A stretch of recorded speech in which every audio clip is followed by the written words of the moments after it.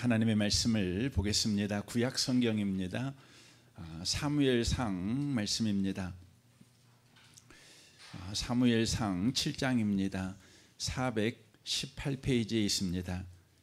418페이지 사무엘상 7장입니다. 7장 8절 말씀부터 12절까지 기록된 말씀을 보겠습니다. 8절부터 12절까지입니다. 같은 목소리로 기록된 말씀을 읽겠습니다. 이스라엘 자손이 사무엘에게 이르되 당신은 우리를 위하여 우리 하나님 여호와께 쉬지 말고 부르짖어 우리를 블레셋 사람들의 손에서 구원하시게 하소서 하니 사무엘이 젖먹은 어린 양 하나를 가져다가 온전한 번제를 여호와께 드리고 이스라엘을 위하여 여호와께 부르짖음에 여호와께서 응답하셨더라. 사무엘이 번제를 드릴 때에 블레셋 사람이 이스라엘과 싸우려고 가까이 오매 그날에 여호와께서 블레셋 사람에게 큰 우레를 발하여 그들을 어지럽게 하시니 그들이 이스라엘 앞에 패한지라. 이스라엘 사람들이 미스바에서 나가서 블레셋 사람들을 추격하여 백갈 아래에 이르기까지 쳤더라. 사무엘이 돌을 취하여 미스바와 센 사이에 세워 이르되 여호와께서 여기까지 우리를 도우셨다 하고 그 이름을 에벤에셀이라 하니라. 아멘. 아멘. 이 밤에 함께 예배하는 모든 분들 가운데 이 말씀의 축복이 함께 하시기를 주님의 이름으로 축원합니다. 오늘 사무엘서 강의 12번째 말씀을 함께 나누기를 원합니다. 이제 사무엘이 본격적으로 사역을 시작합니다. 그의 첫 사역은 이스라엘을 바로 미스바로 모이게 한 것이었습니다. 이 앞주에 말씀드렸던 것 같이 미스바라는 뜻은 망대, 감시대라는 뜻을 가지고 있습니다. 이 말은 깨어 지켜보는 자리라는 의미입니다. 중보자의 자리라는 바로 의미도 쓰여질 수 있습니다. 그래서 사무엘이 이 미스바에서 이렇게 말을 하는 거죠. 내가 너희를 위하여 여호와께 기도하리라 라고 말합니다. 미스바에서 깨어 지켜보아야 되는 자리에서 사무엘이 바로 중보자의 역할을 하겠다는 것입니다. 하나님은 사무엘을 바로 중보 기도자로 세우신 것입니다. 그래서 사무엘상 12장 23절에서 이런 고백을 합니다. 나는 너희를 위하여 기도하기를 쉬는 죄를 여호와 앞에 결탄코 범치 아니하고 라고 말합니다. 사무엘은 자신이 기도를 쉬는 것이 죄를 지은 것이다 이렇게 표현합니다. 그 이유는 자신이 맡은 역할이 바로 중보 기도자의 역할을 그가 맡았기 때문에 그런 것입니다. 맡은 자에게 구할 것은 충성 아니겠습니까? 그러므로 사무엘이 기도를 마땅하게 해야 되는 자지요. 기도를 쉬는 것은 죄를 짓는 것입니다. 마태복음 25장에 한 달란트 받은 자에게 주인이 바로 책망할 때 쓰는 바로 단어가 있지요. 그것은 악하고 게으른 종이다 이런 표현을 썼는데 중보 기도자의 역할을 맡은 사무엘이 기도를 쉬는 것은 바로 악하고 게으른 죄를 바로 범한 것이 된다고 하는 것이죠. 사무엘은 그 죄를 범하지 않겠다 이렇게 말하고 있습니다. 이 앞주에 이어서 이번 주까지 이 중보 기도에 대해서 계속해서 좀 나누었으면 좋겠습니다. 중보 기도가 무엇인지 이 앞주에 에스겔 22장 30절 31절 말씀을 통해서 살펴보았었습니다. 다시 한번 살펴보기를 원합니다. 이 땅을 위하여 성을 쌓으며 성 무너진 데를 막아서서 나로 하여금 멸하지 못하게 할 사람 이렇게 되어 있습니다. 그러니까 중보 기도자가 하는 일이 무슨 일이냐 그러면 여기에 보면 세 가지가 나와 있습니다. 먼저 성을 쌓는 사람이다 이렇게 되어 있습니다. 이 말은 죄인과 하나님 사이에서 바로 하나님이 진노로 죄인들을 심판하지 못하도록 바로 보호막을 쌓는 사람이라는 의미입니다. 그러니까 죄인과 하나님의 진노 사이에서 하나님께서 진노하지 못하도록 바로 은혜의 보호막을 바로 쌓는 사람, 이 사람이 바로 중보기도자라는 것이죠. 더 나아가 무너진 데를 막아서는 자입니다. 이 말은 하나님과 죄인 사이에서 그 인간이 저지른 죄와 불순종으로 인한 그 진노로 인한 고통을 자신이 감수하는 사람이다, 이런 의미입니다. 그러니까 무너진 데를 막아서는 자라는 것은 그 무너져 버린 거지요. 거기로 인하여 진노가 쏟아들어 오는 것이죠. 근데 그 진노를 그가 당하는 자가 되는 것입니다. 그러니까 죄인들에게 그 진노가 흘러가지 않고 자신이 당하는, 자신이 그 고통을 감수하는 사람이 바로 중보 기도자라고 하는 것이지요. 세 번째로는 멸하지 못하게 하려는 자다, 이렇게 되어 있습니다. 그러니까 하나님의 진노로 죄인들이 멸하지 못하도록 하나님께 긍휼을 바로 구하는 자다, 이렇게 말씀을 드릴 수가 있는 것이지요.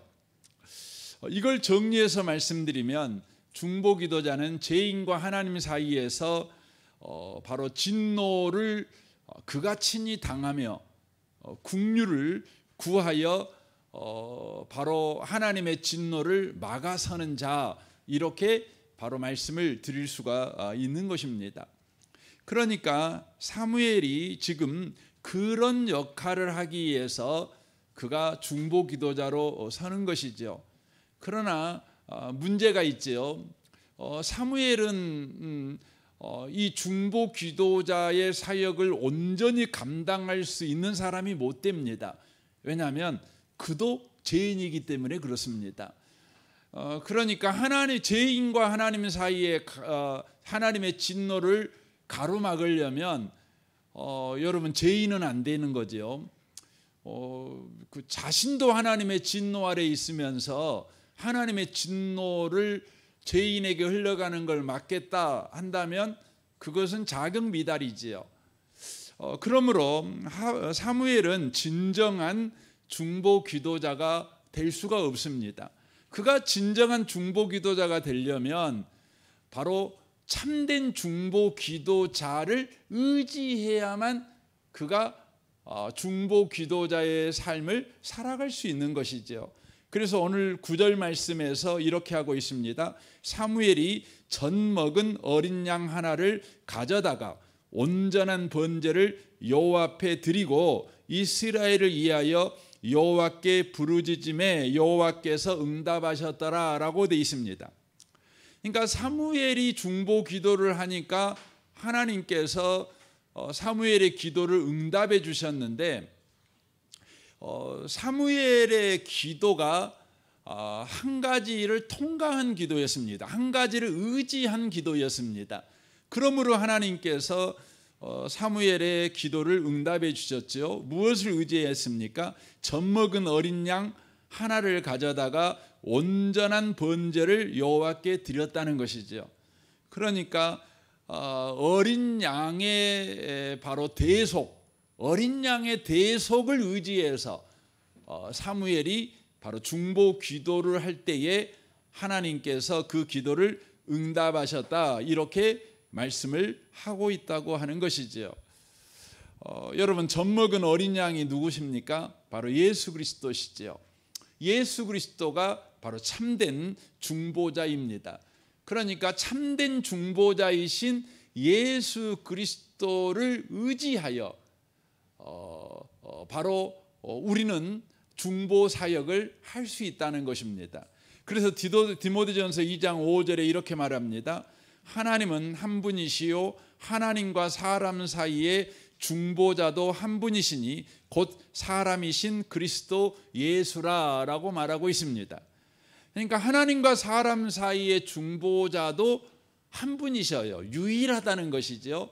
그분이 누구냐면 사람이 되신 예수 그리스도, 사람이신 예수 그리스도, 이 사람이신 예수 그리스도라는 의미는 바로 어린 양으로서 대속 제물이 되신 바로 예수를 바로 이야기를 하고 있는 것입니다.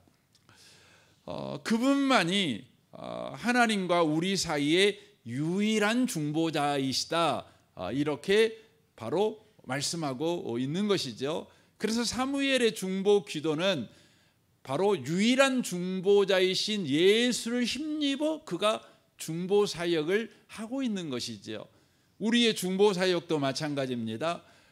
우리가 온전하게 중보 사역을 할 수 있는 것은 바로 참된 중보자이신 예수 그리스도를 힘입었을 때 바로 우리가 중보 사역을 감당할 수 있다고 하는 것입니다.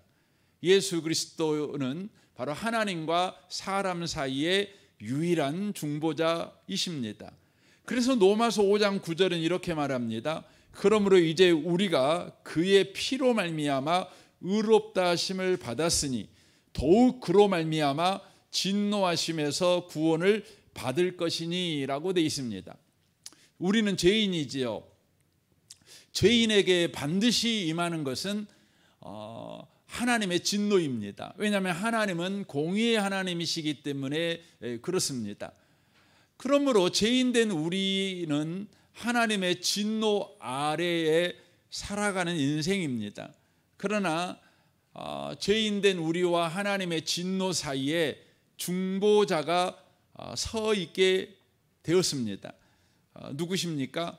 바로 십자가의 예수님이십니다.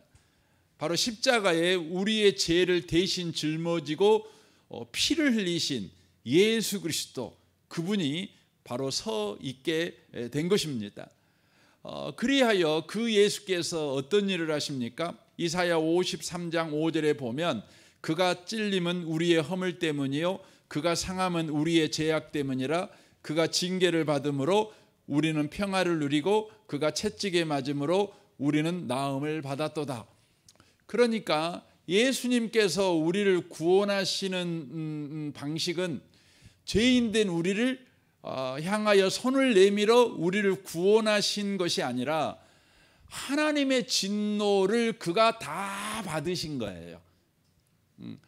하나님의 진노를 그가 다 받으신 거지요. 우리가 에스겔서에서 말씀하고 있는 것처럼 무너진 데를 막아선 자예요. 그러니까 하나님의 진노가 무너진 데를 통해서 우리에게 쏟아지는 것이죠. 그런데 그 쏟아지는 하나님의 진노를 십자가에서 우리 예수가 다 담당하신 것입니다. 그러므로 하나님의 진노 때문에 예수께서 어떻게 되신 것이죠? 십자가에서 그 고난을 당하시고 죽으신 것입니다. 그러므로 예수께서 머리에 가시관을 쓰신 것은 또 양손에 못이 박히고 또 발에 못이 박히고 그 옷이 벗겨져서 부끄러움을 당하고 끝내는 옆구리가 찔리는 그런 수치를 당하시죠. 그게 다 뭡니까? 죄인을 향한 하나님의 진노입니다. 진노입니다. 그러니까 죄인들은 하나님의 진노 아래 살게 되면 그 머리에 가시관을 쓰는 바로 진노를 당하는 것입니다. 양손에 못이 박히는 진노를 당하는 것입니다. 발에 못이 박히는 진노를 당하는 것입니다. 그 옷이 벗겨져 부끄러움을 당하는 진노를 당하는 것입니다. 옆구리에 창이 박히는 진노를 당하는 것이죠. 그래서 끝끝내 어떻게 됩니까? 바로 죽는 자가 되는 진노를 당하는 것입니다. 이게 죄인에게 임하는 하나님의 진노인데 그 진노가 내려올 때 그 무너진 데를 막아서서 그 진노를 고스란히 우리 주님께서 당하신 거라는 것이지요. 저와 여러분은 십자가에서 예수님이 양손에 못이 박힐 때 노마 병정이 못을 박았다, 우리는 이렇게만 생각을 하잖아요. 노마 병정이 머리에 가시관을 씌웠다, 옷을 벗겨서 제비 뽑아 나누어 가버렸다, 참 못된 놈들, 이런 생각을 우리가 합니다. 그러나 그것이 바로 죄인을 향한 하나님의 진노라는 것을 우리가 놓쳐버리시면 안 되는 겁니다. 그래서 이사야 53장 5절이 그렇게 말하는 게, 그가 찔림은 우리의 허물 때문이에요. 그가 상함은 우리의 죄악 때문이죠. 그러니까 허물과 죄악을 가진 자들은 찔리고 상하는 것입니다. 이게 하나님의 진노지요. 그렇지요. 채찍에 맞는 것이죠. 죽는 것입니다. 이게 하나님의 진노라고 하는 것이죠. 그런데 예수께서 참된 중보자가 되셔서 하나님의 진노를 다 당하신 것입니다. 그래서 하나님의 진노가 죄인된 우리에게 한 방울도 흘러가지 않도록 하나의 그 가시도 우리에게 찔려지지 않도록 예수께서 온전하게 핍박을, 온전하게 하나님의 진노를 당해 주신 것입니다. 당해 주신 것입니다. 그러므로 저와 여러분에게 우리가 지은 죄로 인한 하나님의 진노가 우리에게는 없게 된 것이죠. 여러분, 이 일을 행하시는 예수를 찬양하시기를 바랍니다. 여러분, 우리는 예수를 믿는다고 하면서도요, 우리는 늘 그 마귀의 거짓말에 늘 속아 넘어가잖아요. 그게 뭡니까? 정죄감을 가지고 삽니다. 여러분과 제가 예수를 믿고 살지만 우리는 늘 실수하고 또 못난 짓하고 못된 짓하고 그렇게 살아가잖아요. 남편답지 못하고 아내답지 못하고 아버지답지 못하고 엄마답지 못하고 자식답지 못하고, 그렇죠. 뭐 저 같으면 목사답지 못하고 뭐 그런 일들을 우리가 순간순간 저지르고 살지 않습니까? 그 남이 모를 때에 나만 하는 짓은 더 많이 하고 우리는 살지요. 그래서 우리는 그냥 사람들이 모르고 사니 또 감추고 사니까 살지, 사실은 우리가 얼마나 못난 짓을 합니까? 근데 여러분, 그 옆 사람은 몰라도요, 그 마귀는 다 압니다. 여러분, 그 마귀에게 휴가가 없다는 거 여러분 아십니까? 여러분, 마귀는 휴가가 없어요. 마귀는요, 여러분과 저에게 지대한 관심을 갖고 살아요. 그래서 늘 우리를 살펴봅니다. 그래가지고 틈만 있으면 우리를 넘어뜨립니다. 근데 마귀가 우리를 넘어뜨리는 최고의 호기가 언제입니까? 우리가 잘못할 때잖아요. 우리가 못난 짓 할 때잖아요. 그러면 그때마다 우리에게 그냥 빛처럼 달라들어 가지고 우리를 향해서 거짓말을 칩니다. 여러분, 마귀가 쓰는 무기가 뭐예요? 거짓말이잖아요. 거짓말. 그 거짓말 중에 최고의 거짓말이 뭐예요? 정죄감입니다. 죄책감. 이 정죄감. 내가 이래서 내가 요즘 뭐가 안 돼. 요즘 내가 이래서 요즘 힘들어. 내가 죄 지어 갖고 지금 요즘 힘들어. 이 정죄감을 심어주는 겁니다. 정죄감. 그래서 여러분이 다 그러잖아요. 아무리 여러분 그 예수 잘 믿는다고 해도요, 여러분에게 요즘 어려운 일이 생기면 누구나 다 그렇게 생각을 합니다. 뭔 생각을 해요? 내가 뭔 죄 지어갖고 이런 일이 생길까? 이 생각합니다. 여러분, 자녀가 갑자기 전화하고 아빠 나 병원에 입원했어 막 이런 말 듣잖아요. 또 여러분 뭐 어려운 일 닥치면 여러분 생각이 그냥 바로 나는 겁니다. 내가 뭔 잘못했을까? 그렇죠. 그게 뭐예요? 마귀가 생각으로요, 쏜살같이 찾아와 가지고 여러분 우리를 지금 유혹하는 것이에요. 우리한테 거짓말 치는 겁니다. 여러분, 예수께서 십자가에 죽으셨다는 것은요, 여러분과 제가 지은 죄로 인한 바로 하나님의 진노가 단 한 톨도 우리 인생에 임하지 못하도록 다 받아버렸다는 거예요. 그러니까 여러분이 잘못해 갖고 여러분이 적어도 예수 믿는다면 여러분이 잘못한 것 때문에 여러분의 인생에 여러분 벌 같은 일은 일어나지 않아요. 저주 같은 일은 일어나지 않아요. 우리 로마서 8장 1절 알잖아요. 여러분, 예수 안에 있는 사람은 뭐가 없다고요? 정죄감이 없대요. 근데 그 정죄감이 없다는 말을 바울이 고백할 때 여러분, 그 7장 마지막 절에 하는 말이 있잖아요. 7장이 뭔 말을 이야기하죠? 자기는 예수 안에 있어서 너무 좋다는 거예요. 주님이 나를 구원했어. 그러나 나는 여전히 죄 아래 있다는 거예요. 여전히 죄 짓고 산다는 거예요. 얼마나 여러분 절묘합니까? 우리 예수 믿어서 구원받았어요. 근데 여전히 죄 짓고 살아요. 근데 그가 자신의 예수 안에 있는 참된 복이 뭔지를 8장에서 선언하는 것입니다. 그래서 여러분이 8장을 읽을 때는 바로 7장을 읽고 읽어요. 왜냐하면 8장의 시작이 어떻게 시작돼요? 그러므로로 시작돼요. 그러므로가 뭡니까? 앞에 있는 사실의 결론이에요. 결과. 앞에 있는 사실이 뭔 사실이 있었는가 그걸 봐야지요. 7장을 읽어보셔야 돼요. 여러분, 성경에 장절이 있는 것이 저와 여러분에게 얼마나 유용합니까? 근데 원래 성경에 쓸 때는 장절이 없었어요. 나중에 여러분 그 장절이 만들어졌어요. 찾기 편하고 읽기 편하게 하려고. 근데 그런 유용함도 있지만 장절이 있음으로 인하여 우리는 성경을 문맥을 따라서 끝까지 읽지를 않아요. 7장 읽고 나면 멈춰요. 그리고 다음 날 8장 읽어요. 새롭게 시작하는 것이죠. 그렇지, 그건 큰 그 약점인 것 같아요.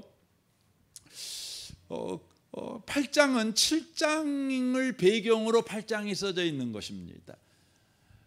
뭐가 없다고요? 정죄감이 없어요. 정죄가 없어요. 심판이 없어요. 우리한테는 저주가 없어요. 그런데 예수 믿는 사람에게 그러면 고난이 있고 어려운 일이 있는 거 뭡니까? 여러분, 그걸 우리가 성경을 통해서 다 설명하잖아요. 뭐 하려고? 8장에서 말하잖아요. 네가 자식인데 상속자 만들려고 그러는 거야. 그렇게 이야기를 합니다. 상속자. 그러니까 현재 받는 고난은 그래서 장차 받을 영광과 비교할 수 없어. 너는 월급 받는 사람이 아니고 너는 유산을 물려받아야 될 사람이야. 그러니까 너에게는 키우기 위해서 고난이 있는 거야. 훈련이 있는 거야.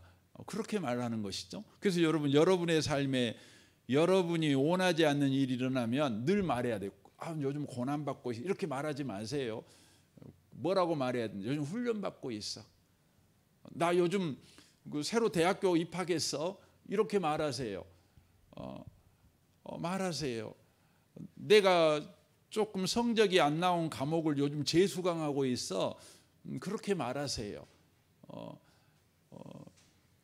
여러분, 예수가 십자가에서 못 박히심으로 인하여 그분이 하나님이 죄인을 향해서 퍼부은 진노를 다 당해버렸어요.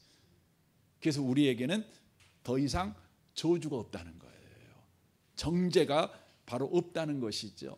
예수께서 바로 참된 중보자라는 것이죠. 그리고 예수께서 십자가에서 무슨 일을 하지요? 누가복음 23장 34절에 보면 아버지여 저들을 사하여 주시옵소서 자기들이 하는 것을 알지 못함이니이다 라고 말하고 있는 겁니다. 십자가에서 참된 중보자의 모습을 보여주는 것이죠. 하나님, 저들을 불쌍히 여겨주세요. 저들이 하는 짓이 무슨 짓인지 모르고 하고 있습니다. 하나님께 긍휼을 바로 구하고 있는 거죠. 긍휼을 구하고 있는 거죠. 예수께서 이렇게 참된 중보자죠. 십자가에서만 예수가 중보 사역을 하신 것이 아니죠. 지금도 하나님 우편에 앉으셔서 우리를 위해서 간구하시는 분이시죠. 히브리서 9장 24절 보시겠습니다. 그리스도께서는 하늘에 올라가시고 그곳에서 우리를 도우시려고 하나님 앞에 서신 것입니다 라고 되어 있습니다. 그러니까 우리를 도우려고 하나님 앞에 서셨다. 이 말은 하늘에서도 우리 예수님은요 바로 하나님과 사람 사이에 여전히 서 계신다는 거예요. 그러니까 하나님께서 우리를 직접 대하지 않고 하나님과 우리 사이에 예수가 서 있는 거죠. 그래서 예수를 통해서 하나님은 우리를 대하시고 우리는 예수를 통해서 또 하나님을 만나는 것입니다. 그러니까 예수님이 이 하늘나라에 가셔서 지금 여전히 바로 중보 일을 하고 계시는 거죠. 그러니까 예수님께서 십자가에서만 중보 일을 하신 것이 아니라 부활하시고 하늘에 올라가신 이후에도 지금도 예수님께서는 하나님과 사람 사이에서 중보 일을 하고 계시는 분이시라는 것이지요. 그분은 하나님과 우리 사이에서 무슨 일 하고 계십니까? 중보 일을 하는데 로마서 8장 33절에서는 이렇게 말하죠. 누가 능히 하나님의 택하신 자들을 송사하리요 의롭다 하신 이는 하나님이시니 누가 정죄하리요 죽으실 뿐 아니라 다시 살아나시는 그리스도 예수시니 그는 하나님 우편에 계신 자요 우리를 위하여 간구하시는 자신이라 라고 말합니다. 여러분 구약 성경을 보면 욥기서를 보시면 희한한 장면을 보게 됩니다. 어떤 장면이냐면 욥기 1장을 보게 되면 마귀가요 하나님 앞에 가가지고 우리를 고발해요. 그렇죠? 욥을 고발해요.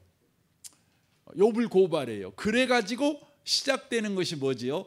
욥의 고난 사건이에요. 그런데 지금 이 로마서 말씀은 어떤 말을 하냐면, 그러니까 예수님께서 이제 이 땅에 오시잖아요. 그러니까 구약에서는 분명하게 마귀가요 하나님 앞에 가갖고 막 고발해요. 고자질해요. 고자질. 그런데 성경 마태복음에 보면 놀라운 이야기를 하는데 예수님께서 이 땅에 오셨어요. 이 땅에 오시자 무슨 일이 벌어지냐면 하늘에서요 번개같이 마귀가 떨어져요. 마귀가 쫓겨나요. 마귀가 쫓겨나는 것이죠. 그 장면이 성경에 등장합니다. 그리고 로마서 8장에서는 바로 하나님 앞에 바로 송사하는 일을 여기 보면 누가 능히 하나님의 택한 자들을 송사하리요 라고 되어 있어요. 그러니까 이 말은 어떤 의미냐면 이제 송사하는 사람이 없다, 송사하는 자가 없다는 거예요. 없다는 것이죠. 의롭다 하시는 하나님이시니 누가 정죄하리요 죽으실 뿐 아니라 다시 살아나시는 그리스도 예수시니 하나님 우편에 계신 자요 우리를 위하여 간구하신 자니라 라고 말씀하심을 통하여서 예수께서 이 땅에 오시고 그리고 십자가에서 구속사역을 완성하심으로 인하여 하나님의 그 보좌 앞에 나아가 우리를 계속해서 고자질하던 검사 역할을 하던 마귀가 이 땅에 쫓겨난 거예요. 그리고는 이제 하나님과 우리 사이에 누구밖에 안 계시냐? 바로 예수밖에 안 계신다는 거예요. 예수밖에. 이걸 이야기를 하고 있는 것입니다. 예수밖에 안 계시는 거죠. 그러니까 이제 우리는 주님의 변호만 받는 겁니다. 검사가 없는 거예요. 여러분 재판장이 하나님이시잖아요. 근데 검사 역할을 하던 마귀가 쫓겨나 버렸어요. 그리고는 오직 이제는 변호사 역할을 하시는 주님만 바로 하나님 나라의 백보자 바로 심판 자리에 계시는 거죠. 그때 우리가 예수를 믿죠. 예수를 믿은 우리가 가게 될 때에 여러분 어떤 일이 벌어지겠어요? 저와 여러분은 당연하게 바로 예수를 힘입어서 영원한 바로 천국 영원한 영광의 나라에 바로 입성할 수밖에 없는 것이죠. 사랑하는 성도 여러분, 우리는 이 밤에 여러분과 제가 믿으셔야 됩니다. 우리에게는 참된 중보자가 계신다는 것이죠. 십자가에서 중보 사역을 완성하신 그분께서 여전하게 십자가에서 완성하신 그 중보 사역을 가지고 하나님과 우리 사이에서 지금 천상 사역을 여전히 하고 계신다는 거예요. 그래서 히브리서 7장 25절은 이렇게 말합니다. 그러므로 자기를 힘입어 하나님께 나아가는 자들을 온전히 구원하실 수 있으니 이는 그가 항상 살아계셔서 그들을 위하여 강구하심이니라 라고 말씀하십니다. 그러니까 우리가 죄인이잖아요. 죄인이 어떻게 하나님 앞에 나갈 수 있겠습니까? 로마서 3장 23절에 말씀하고 있는 같이 모든 사람이 죄를 범하였음에 하나님의 영광에 이르지 못하더니, 죄인들은 하나님의 영광에 이르지 못해요. 하나님 앞에 나아가면 다 죽는 거 아닙니까? 근데 저와 여러분이 이제 하나님 앞에 나아갈 수 있어요. 왜요? 하나님과 우리 사이에 누가 있으니까? 예수가 있으니까. 그래서 예수를 힘입어 하나님 앞에 나아갈 수 있어요. 그래서 우리는 온전히 구원 가운데 참여하게 되지요. 그 이유가 뭐냐면 하나님과 우리 사이에 계신 예수께서 항상 살아계셔가지고 뭐예요? 우리를 위해 강구해 주시니까, 우리를 위해서 변호해 주시니까. 가장 강력한 변호가 뭡니까? 주님께서 하나님 앞에 양손에 못이 박힌 이 못이 뚫려져 버린 이 손을 내밀면서 내가 저자의 죄를 짊어지고 대신 죽었습니다. 그거죠. 머리에 과시관을 보이면서 내가 저자가 지은 죄를 대신해서 과시관을 썼습니다. 하나님의 진노를 받았습니다. 발을 내밀면서 발에 못이 박히는 하나님의 진노를 내가 대신 받았습니다. 그렇죠. 옆구리에 창자국을 내밀면서 하나님의 진노로 죄인들이 다 죽어야 되는데 그 죽음의 진노를 제가 대신 받았습니다. 그러므로 저자가 분명히 죄인임이 분명하지만 하나님의 진노를 내가 다 받았으므로 저자에게 내릴 하나님의 진노가 없습니다. 하나님의 진노가 없습니다. 내가 대신 받아버렸습니다. 그렇죠. 이게 하나님 예수께서 우리를 위해서 강구하시는 것입니다. 강구하시는 것입니다. 사랑하는 성도 여러분, 우리는 사무엘처럼 중보기도자잖아요. 근데 우리가 중보기도를 할 수 있는 그 근거가 뭡니까? 참된 중보자이신 예수 그리스도를 의지할 때 그렇게 되는 것입니다. 여러분과 제가 이제 참된 중보기도자이신 예수를 의지해서 중보기도자의 삶을 여전히 살아가는 자가 되어야 될 줄로 믿습니다. 여러분, 예수가 참된 중보자인 까닭에 예수를 머리로 하는 그의 몸인 교회는 중보기도자의 삶을 바로 살아가라고 부르심을 받은 거예요. 이걸 저와 여러분이 놓치시면 안 돼요. 그래서 여러분, 교회가 주님의 몸이라는 것을 우리가 놓치시면 안 돼요. 그러니까 머리이신 주님이 참된 중보자이시잖아요. 그분에게 붙어있는 몸인 교회는 바로 그 중보 사역을 몸으로 바로 드러내는 삶을 살아가도록 부르심을 받은 바로 공동체라고 하는 것입니다. 그래서 사도행전 2장을 보면 주님의 몸인 교회가 해야 될 세 가지 일을 바로 이야기를 하고 있습니다. 사도행전 2장 42절입니다. 그들은 바로 교회입니다. 그리스도의 몸인 교회는 사도의 가르침을 받아, 첫 번째 사도의 가르침을 받는 거죠. 두 번째 교제하고 떡을 떼며 교제하는 것입니다. 세 번째 오로지 기도하기를 힘쓰니라 라고 되어 있습니다.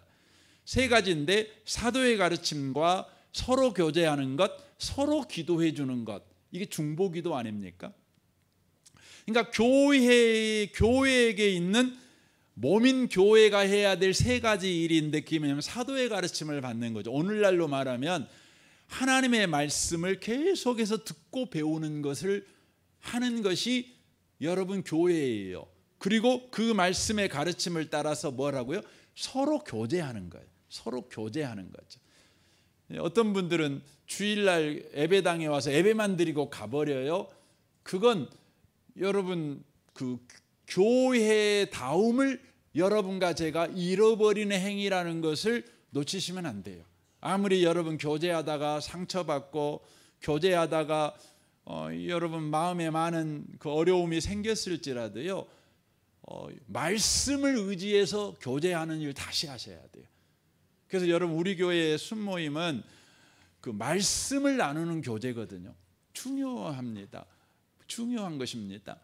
그러니까 서로가 상처를 받은 것 때문에 교제를 깨버리면 안 되고, 말씀을 내가 받았으니까 다시 교제를 시작하는 거예요. 이게 교회인 것이죠. 그러니까 우리는 교제하면 상처를 계속 받아요. 또 어려움도 생겨요. 그렇지만 상처 때문에, 어려움 때문에 교제를 우리가 끊어버릴 수는 있지만 다시 우리는 예배를 통해 말씀을 받았잖아요. 그러니까 그 말씀을 의지해서 다시 또 교제를 하는 거예요. 그게 교회인 것이죠. 그리고 또 어떻게 하는 겁니까? 서로 기도하는 거죠. 서로 기도하는 거죠. 여러분, 교회는 각자가 개인적으로 하는 기도 생활이 있지요. 그러나 그리스도의 몸된 교회에는 반드시 있어야 될 것이 뭐냐면 서로를 위해 기도하는 것이죠. 서로를 위해 기도하는 것이죠. 여러분, 이것은 뭐라고 말씀을 드릴 수 있냐면 교회의 정체성이다, 이렇게 말씀을 드릴 수 있어요. 여러분, 정체성은 세 가지가 이 균형을 갖추고 있었을 때 그걸 정체성이라고 이야기하는 것입니다. 뭡니까? 신분, 소명, 사명, 이것이 여러분 균형 잡혀 있을 때, 건강하게 바로 있을 때 그 사람이 정체성이 분명한 사람, 건강한 정체성을 가진 사람, 이렇게 말하는 거죠. 그러니까 자기의 신분에 대해서 건강해요. 자기의 소명과 사명에 대해서 건강해요. 이 사람이 건강한 정체성, 내가 누구이냐에 대한 건강한 대답을 가지고 사는 사람이다, 이렇게 말할 수 있는 거지요. 근데 교회가 가지고 있는 정체성은 뭡니까? 설교를 듣는 거예요. 가르침을 받는 거예요. 교회 또한 정체성은 서로 교제하는 거지요. 그리고 마지막 교회 정체성은 뭐라고요? 서로가 서로를 위해 기도해 주는 거예요. 중보기도라고 하는 거지요. 그렇습니다. 그런데 이것은 교회의 신분이기도 해요. 그러니까 네가 교회냐? 그러면 네가 교회인 거 보여줘봐. 그러면 여러분과 저는 이렇게 말할 수 있는 거죠. 저는 설교를 듣고 있습니다. 저는 늘 하나님 말씀을 듣고 있습니다. 저는 교제하고 있습니다. 저는 서로 다른 사람을 위해 기도하고 있습니다. 그게 바로 내 신분을 정확하게 밝히는 바로 신분증이라는 거죠. 여러분, 신분증에 보면은 이름도 써져 있고 생년월일도 써져 있고 현 주소도 써져 있고 막 그러잖아요. 그런 거 똑같아요. 그러니까 여러분이 그리스도인이라는, 예수님이 여러분의 머리라는, 그래서 나는 예수님의 몸이라는 그 신분증이 뭐냐면 이 세 가지가 살아있는 거죠. 또한 여러분이 나는 소명입니다, 나는 이것에 부르심을 받았습니다, 하여튼 나는 부르심을 받아 지금 살고 있습니다, 그것의 증거가 뭐냐면 이 세 가지가 있는 거예요. 저는 설교 듣는 자리에 늘 있습니다. 그거죠. 저는 교제하는 자리에 늘 있습니다. 저는 기도하는 자리에 늘 있습니다. 이게 뭐라고요? 저는 소명 따라 살고 있습니다 라는 표시가 되는 거예요. 그래서 여러분이 그 설교 말씀이 선포되는 자리를 여러분 무시해요. 여러분의 어떤 급한 일 때문에, 혹은 여러분이 생각하는 어떤 사역 일 때문에, 그건 소명의 자리를 떠난 거예요. 여러분이 서로 교제하는 자리를 무시해요. 그건 소명을 무시한 거예요. 여러분이 기도하는, 서로 다른 사람을 위해 기도하는 걸 소홀히 했어요. 그러면 소명을 소홀히 한 거예요. 더 나아가 여러분이 말씀 듣는 거 뭐예요? 그건 여러분이 사명이에요. 보내심을 받은 거예요. 말씀을 듣는 자리에 여러분이 보내심을 받은 거예요. 그래서 말씀을 듣는 자리에 여러분이 안 가는 건 뭐예요? 사명을 거부한 거예요. 여러분이 서로 교제하는 자리에 보내심을 받은 거예요. 근데 여러분이 그 자리에 안 가요. 불편하다고. 그건 사명을 거부한 거예요. 또한 중보해야 될 자리에 안 가요. 안 가요. 여러분이 누군가를 위해 기도해야 돼요. 마음에 하나님이 부담감을 주셔요. 그를 찾아가서 그를 위해 기도해 줘라. 그의 손을 잡아줘. 그를 안아줘. 이런 그 성령의 그 감동이 있다고요. 그게 사명이잖아요. 근데 여러분이 그걸 다음으로 미루어요. 안 해요. 그건 여러분 사명을 거부한 것이에요. 그래서 여러분 예수 믿는 사람의 신분과 소명과 사명, 내가 지금 건강한 정체성을 가지고 있는가, 이걸 확인하는 가장 성경적인 그것이 뭐냐면 바로 사도행전 2장 42절이라는 거예요. 여러분 늘 점검해 보시면 좋겠어요. 근데 그 중에 중보기도가 나오는 거 아닙니까? 중보기도, 이게 교회의 정체성, 성도의 정체성이라고 하는 것이죠. 그래서 이사야 62장 6절에 이렇게 되어 있습니다. 예루살렘이여, 그렇게 나오죠. 예루살렘이라는 말은 신약의 이야기로 보면 교회여, 이런 말입니다. 교회여, 교회여, 그 말이에요. 내가 너의 성벽 위에 파수꾼을 세우고 그들로 하여금 주야로 계속 잠잠하지 않게 하였느니라. 너의 여호와로 기억하게 하시는 자들아, 너희는 쉬지 말며 또 여호와께서 예루살렘을 세워 세상에서 찬송을 받기까지 그로 쉬지 못하게 하라라고 되어 있습니다. 그러니까 교회의 정체성은 뭐냐? 파수꾼 역할을 하는 거예요. 영적 감시자로 우리는 세움을 받은 거지요. 중보 기도자로 세움 받은 거지요. 그래서 중보 기도는 교회의 프로그램이 아니에요. 교회의 정체성이라고 하는 것입니다.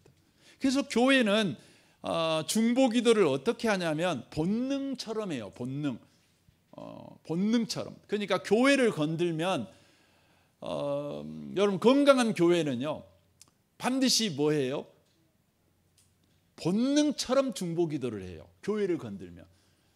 여러분 그 병원에 가면 그 여러분의 그 뭡니까? 감각이 살아있는지 안 살아있는지 알려고 뭐예요? 앉혀놓고 뭐예요? 방망이로 무릎을 탁 치면 무릎이 샥 들어가잖아요. 이건 그냥 자동으로 되는 거잖아요. 그러니까 여러분 교회가 지금 건강하냐 안 건강하냐를 아는 가장 그 쉬운 평가가 뭐냐면 교회를 건드려 볼 때예요. 교회가 중보 기도를 해요. 중보 기도를 해요.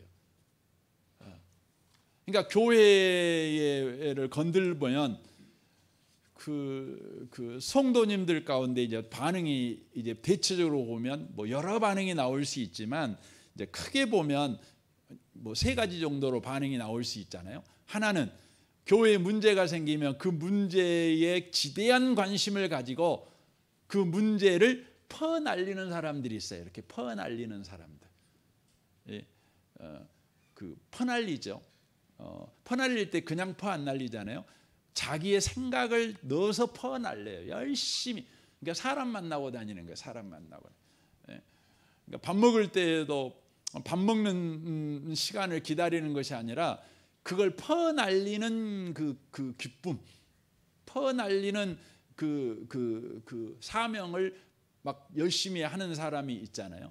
두 번째 사람인데 그 사람은 어떤 사람이냐면 교회 어떤 일을 할 때 무관심해. 일어난든 말든 상관 안 해요. 그냥 상관 안 해요. 근데 세 번째가 있는데 뭐 하냐면 교회 일이 일어나면 즉시 하나님 앞에 나아가 무릎을 꿇고 하나님께 고해요. 고해요. 예. 여러분 건강한 교회는 뭐 답이 다 나왔잖아요. 여러분 건강한 그리스도인은 누구냐? 그럼 뭐 여러분 다 대답할 거 아니겠어요? 세 번째지요. 그렇죠. 근데 실상은요. 첫 번째하고 두 번째가 대부분이에요. 이 첫 번째 행동을 하시는 분이 교회에 많지는 않습니다. 보통 이제 우리 목사님들이 목회를 오래 하신 분들이 통계를 내보면 그렇게 하시는 분들이 교회에 한 30% 된대요. 30% 정도. 그러니까 이렇게 퍼날리는 일을 하시는 분이 한 30% 정도 된대요. 70% 정도, 100%에서 30%면 뭐 작은 수이죠. 그럼에도 불구하고 그게 이제 교회에 엄청난 힘을 갖죠. 두 번째로 무관심하는 사람들은요, 대체적으로 거의 한 60% 가까이가 되신대요. 60% 가까이가. 예, 무관심해요. 관심 없어요. 예, 예. 그리고 엎드리는 사람들이 한 10% 정도 된대요. 예. 그런데 여러분 10%만 있어도 그 교회는 건강하대요. 건강하대요. 여러분 바닷물이 썩지 않는 건 몇 프로 때문에요? 소금 한 3%? 4%? 몇 프로입니까? 아무튼 10% 이하지 않습니까? 그럼에도 불구하고 바닷물이 썩지 않아요. 그러니까 교회가 문제가 일어날 때에 그 퍼날리는 사람들이 있어요. 무관심한 사람이 있어요. 근데 그 중에 깨어있는 사람이 10%만 된다면 여러분 교회는요, 그 문제로 인하여서 넘어지지 않아요. 그 문제로 인하여서 교회는요, 더 여러분 힘차게 설 수 있어요. 여러분 중요한 것입니다. 저는 저와 여러분들이 교회의 정체성, 그래서 건들면 기도하는 교회가 됐으면 좋겠어요. 그래서 사도행전에 보면 초대교회는 그 부분에 대해서 아주 능숙하잖아요. 초대교회 사도행전 4장에 보면 교회를 건들잖아요. 건드니까 제일 먼저 그들이 하는 반응이 뭐예요? 기도하는 것입니다. 그러니까 그 베드로와 요한이 와서 이야기를 하잖아요. 성도들한테 이런 일을 당했습니다. 이런 일을 했더니 그들에게 나타난 첫 번째 반응이 뭐냐면요, 기도하는 것입니다. 기도하는 것입니다.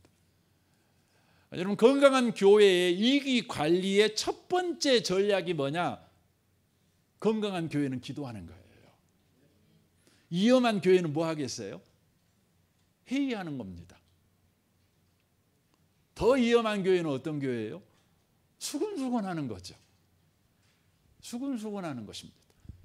여러분 교회가 건강하면 여러분 반드시 위기관리의 첫 번째 전략, 아니 전체 전략이 뭐냐면 기도하는 것입니다. 그래서 사도행전 12장에도요 베드로가 감옥에 갇혀서 이제 교회에 큰 위기가 닥치잖아요. 근데 그때에 성경은 아주 간단하게 표현합니다. 베드로는 옥에 갇혔고 그 다음에 문장이 뭐예요? 교회는 그를 위해 기도했다. 그렇게 돼 있어요. 그 문장이 그렇게 돼 있는 거예요. 한 문장입니다. 한 문장. 뭐 거기에 다른 것이 들어가 있는 것이 아니에요. 그냥 본능적으로 기도하는 거예요. 당회가 결의해서 기도하는 게 아니에요. 어떤 기도 운동을 해봅시다 하고 누군가가 굉장한 연설을 해서 그 말에 동조한 사람들이 기도하기 시작한 것이 아니라 문제가 일어나니까 본능적으로 교회는 기도한 거예요. 본능적으로. 왜냐하면 이게 교회의 정체성이니까. 이게 교회의 바로 영적 본능이에요. 영적 본능. 여러분 영적으로 교회가 죽어버리고 60만 88 살아있으면요, 교회는 무슨 일이 일어나면 육신의 본능이 나오겠죠. 여러분 육신의 본능은 뭡니까? 육신의 본능은 말할 것도 수근수근하고 그거 가지고 문제 삼고 그거 가지고 우리끼리 모여가지고 해결해 보자고 머리 대는 거 아니겠습니까? 인간들은 항상 그래요. 우리가 해결할 수 있다는 거예요. 근데 여러분 영적으로 살아있는 사람은 하나님께 맡겨요. 그렇잖아요. 우리 성경에 나와 있잖아요. 아무것도 염려하지 말고 다만 기도로 그리고 감사함으로 하나님께 아뢰라, 이렇게 돼 있잖아요. 다만이에요. 다만. 그거면 그 방법만 해라, 다른 방법 하지 말고, 이렇게 말하는 거 아닙니까? 사랑하는 성도 여러분, 예수가 십자가에 죽으셨습니다. 예수가 지금 우리를 위해 기도하고 계십니다. 그분은 우리의 머리가 되십니다. 우리는 그분의 몸입니다. 그러므로 머리이신 주님께서 기도하고 계시듯 우리도 몸이 이제 본능적으로 기도하는 건강성을 회복해야 된다는 것입니다. 저는 이 밤에 오신 복 있는 성도들이 여러분 가정에 무슨 일이 나든지 여러분의 삶에 무슨 일이 나든지 영적 본능이 건강해 갖고요, 그냥 본능적으로 기도하시면 좋겠습니다. 여러분의 정체성이라는 걸 놓치지 마십시오. 이 은혜가 여러분과 저에게 충만하시기를 주님의 이름으로 축원합니다. 아멘. 우리 같이 기도하겠습니다.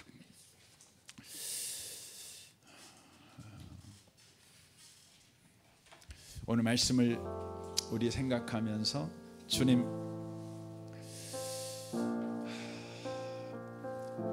우리의 머리 대신 주님이 참된 중보자이십니다. 십자가에서 하나님과 우리 사이를 막아서서 하나님의 진노를 십자가에서 다 당하셨습니다. 이제 예수 안에 있는 우리에게는 정죄가 없습니다. 저주가 없습니다. 우리에게 일어나는 어떤 고난의 일이, 어떤 어려운 일은 모두 다 훈련입니다. 이제 우리가 이 땅에서 살아가야 될 삶의 방식은 그리스도인의 정체성에 걸맞는 삶을 살아가는 것입니다. 주님, 중보기도자로 살아가게 하시옵소서. 무슨 일을 만날 때마다 우리가 건강한 영적 본능을 가져 엎드리는 자가 되게 하여 주옵소서. 수근수근하는 자 되지 않게 하시고 사람들에게 퍼날리는 자 되지 않게 하시고 하나님이 위대한 일을 하신다, 이걸 믿고 엎드리는 우리가 되게 하여 주옵소서. 이 시간 우리 함께 잠시 기도하는 시간 가졌으면 합니다. 기도하겠습니다. 오 하나님 아버지, 그렇습니다. 주님이 우리를 살리십니다. 주님이 우리를 살리십니다. 우리가 영적 본능에 살아나기를 원합니다. 우리의 정체성, 우리는 예배합니다. 말씀을 듣습니다. 말씀 앞으로 갑니다. 이것이 우리의 소명이고 말씀 앞으로 주님이 우리를 보내셨습니다. 이것이 우리의 사명입니다. 우리는 서로 교제하라고 부름받았습니다. 우리는 서로 기도하라고 부르심받았습니다. 그런 영적 본능, 영적 반사신경이 살아있는 우리가 되도록 주여 축복하여 주옵소서. 주님 감사합니다. 예수님은 우리의 머리이십니다. 머리이신 그분이 참된 중보자이십니다. 그러므로 몸인 우리도 중보 기도의 영적 본능을 가지고 있음을 고백합니다. 건강한 반사신경을 가지고 있다면 우리가 어떤 일을 당할 때마다 우리는 무조건적으로 중보 기도를 하는 사람이 될 줄 압니다. 영적 본능으로 우리는 기도하는 사람이 될 줄 압니다. 주여, 우리를 건강한 그리스도인으로 축복하여 주옵소서. 계속해서 머리이신 주님에게 붙어있고 그 주님과 친밀한 관계를 갖는 그런 건강한 그리스도인, 그리하여 영적 본능이 살아있는, 건들면 기도하는, 엎드리는 바로 위기관리의 1순위 전략이 중보기도인 우리가 되게 축복하여 주옵소서.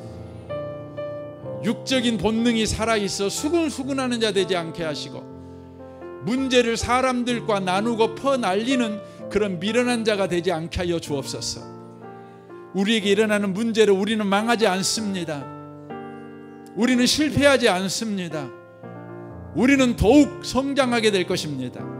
우리는 더욱 은혜를 누리게 될 것입니다. 그러므로 하나님 앞에 주님, 이 일을 통해 주의 뜻을 이루십시오. 주의 영광에 참여하기를 원합니다. 주의 큰 일을 보기를 원합니다. 이렇게 기도할 줄 아는 우리가 되게 하여 주옵소서. 이 밤에 우리를 축복하신 주님을 찬양합니다. 예수님의 이름으로 기도합니다. 아멘.